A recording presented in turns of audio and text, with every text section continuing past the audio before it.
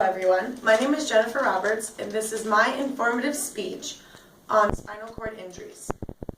Spinal cord injuries include a sudden trauma or a rupture in the spinal column that may cause fractures or vertebral dislocation. The spinal cord may also stretch in the event of an injury, and nerve functioning most often is lost due to the immediate swelling.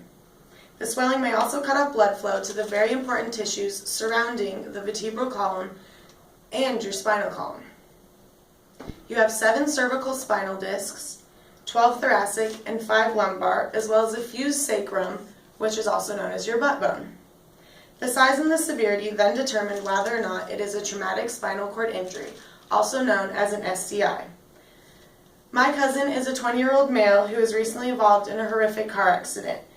As he drove on an icy pass in Colorado last spring, his car fell almost 200 feet off the side of a cliff. As a result, he's paralyzed from the waist down and is in daily rehab. This is why researching spinal cord treatments is very important to me.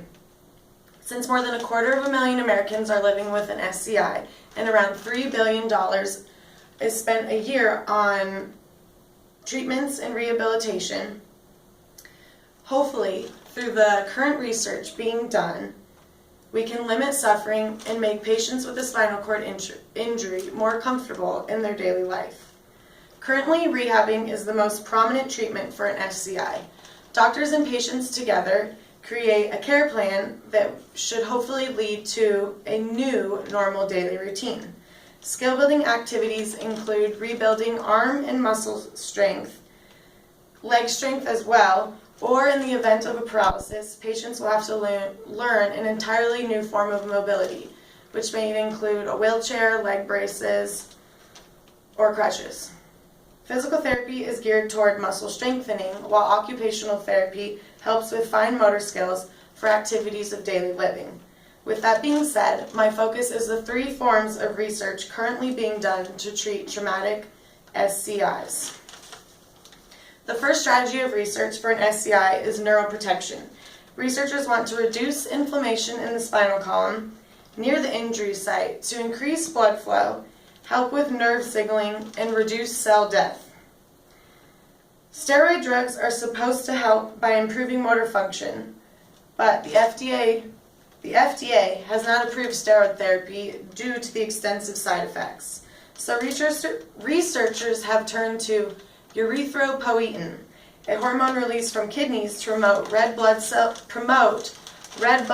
growth and reduce inflammation.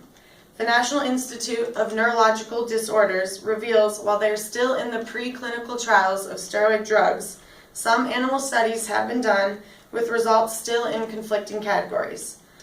Other forms of neuroprotection being researched are therapeutic hypothermia, which is dropping your core temperature to reduce cell death, as well as macrophages, which are a type of white blood cell, which are trying to be manipulated by teams of researchers to carry out an inflammatory response on the injury site in the spinal column. That leads me to my second approach to research, which is neuroregeneration. Even though typically neurons have a limited capacity to regenerate,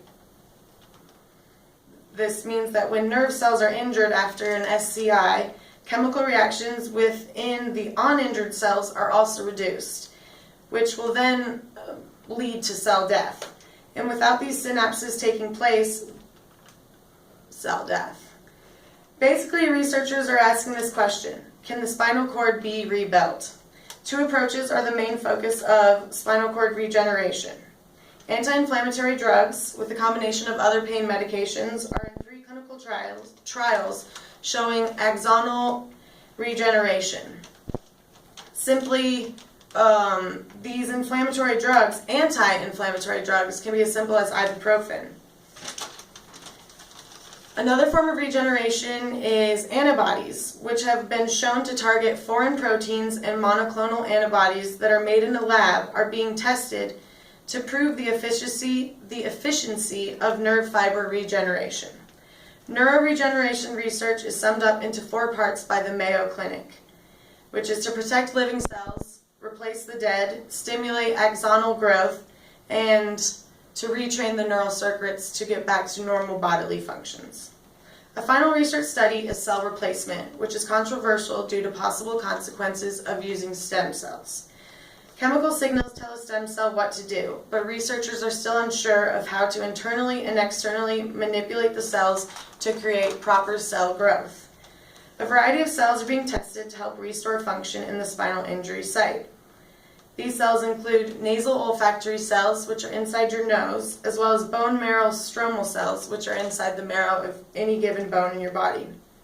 The Journal of Spinal Cord Medicine indicates that stem cells need to be defined as having an ability of self-renewal, and self-renewal is characterized by the ability to undergo an asymmetric division in which one of the resulting cells remains a stem cell, which means it can later re-enter the phase of cell division and create new cells in hopes of replacing the dead cells within the injury site of the SCI. Wouldn't that be amazing? Now, due to my cousin's accident and new lifestyle, I was hopeful for these three approaches in SCI research. We have neuroprotection, neuroregeneration, and stem cell research, all of which are still in their preclinical phase of testing, but researchers and medical teams alike, as well as SCI patients, are hopeful for a promising future of the treatment and rehabbing of a traumatic spinal cord injury. Thank you.